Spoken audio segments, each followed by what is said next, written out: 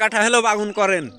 বাগুনের যে সমস্যা ছিল, গাছ হলুদ বর্ণে হলে এই গাছ আর মাল ধরবে না, গাছ টিকবে না, বহু রকমের বহু কৃষকের জ্বালা।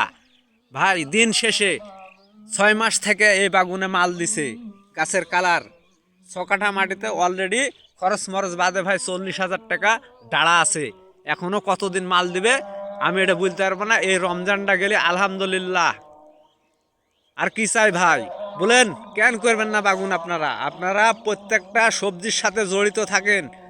বাগুন সামনে মরিচ আসছে, মরিচের সাথে অন্তত বেশি না পেলে 5 কাঠা করেন।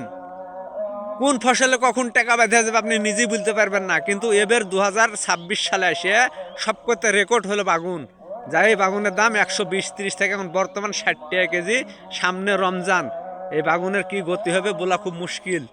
অবশ্যই আপনারা বাগুন করবে যে ভাই, বাস্তব। আমি ভিতরে ঢুকতে পারছি না কারণ জমি সেচ দেওয়া আছে, না হলে আপনাকে ভিতরে ঢুকে গাছে কি পরিমাণ মাল আছে আমি দেখাতো।